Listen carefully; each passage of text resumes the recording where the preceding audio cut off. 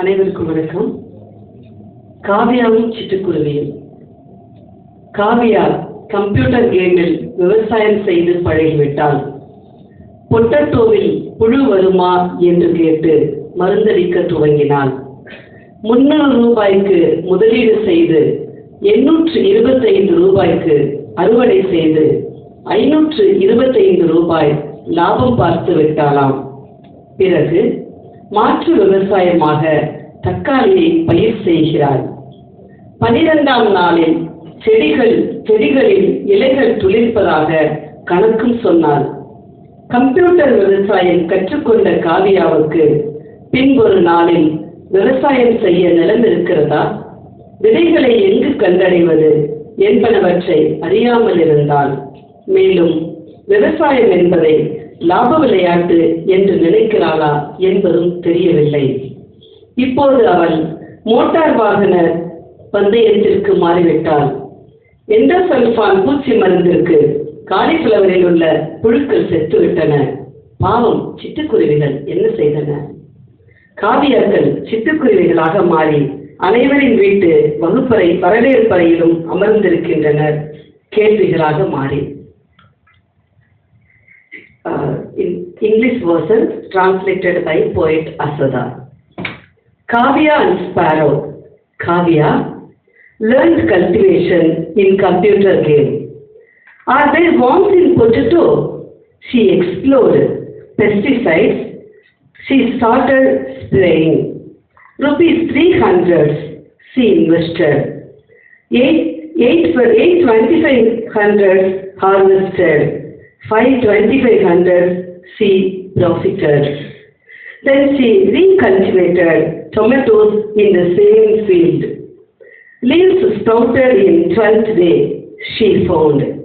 Computer cultivation Kavya mastered. In later days, is there agri lands to choose? She knows not where to find the seeds and may think. Cultivation a profit gain she leads.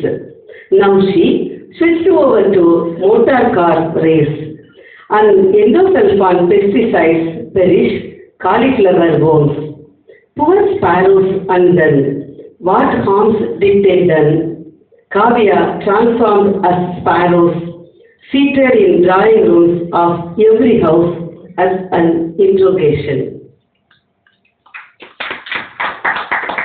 Second one, unending story.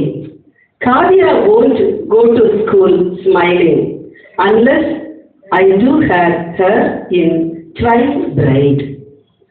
As I oil her hair and I part it into 3 and plight.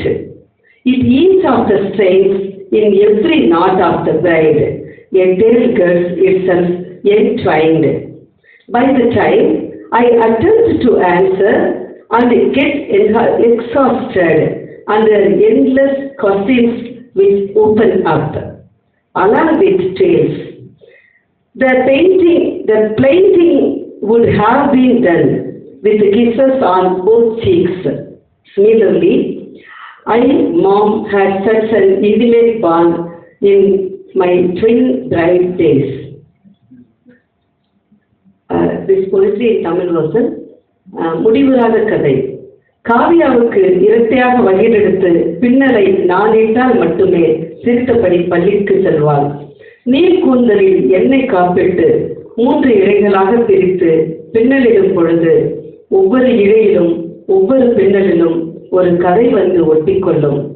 கதைகளினுடைய திறக்கும் ஓயாத அவளின் கேள்விகளுக்கு தளர்ந்திடாமல் பதில் சொல்லிவிட முயன்று தோற்றுவிடுகிற பொழுதில் பின்னல் முடிந்திருக்கும் 2 கன்னங்களுக்கும் முத்தங்களுடன். இவ்விதமாகவே தலைவாரி இரட்டை பின்னலிடும் காலத்தில் அம்மாவுக்கும் எனக்கும் அத்தனை நெருக்கம் இருந்தது. Third one of my poetry is based on women issue. ஆடைகளற்ற தினம். ஒரு நாளில் நிறைய ஆடைகளை அணிய வேண்டியது இருக்கிறது. ஒவ்வொரு ஆடைகளை அணிந்து கொள்ளும் போதும் அத்தனை சலிப்பு தட்டுகிறது. ஓர் ஆதிவாசியாக இருந்திருந்தால் இத்தனை ஆடைகள் தேவைப்பட்டிருக்காது. நவீன யுகத்தில் ஆடைகள் பெருகிவிட்டன. ஆடைகள் மனிதர்களை தின்றுவிட்டன. நான் ஆடைகள் மீது வெறுப்புற்று இருக்கிறேன். ஒரு பெண்ணாய் இத்தனை ஆடைகளை அணியத்தான் வேண்டுமா? ஒரு நாளின் முடிவில் வீடு திரும்பி ஆடைகளை களைந்து எறிகிறேன். என்னை சுற்றியிருந்த இரும்பு வளையங்கள் ஒவ்வொன்றாய் கலந்து விடுகின்றன.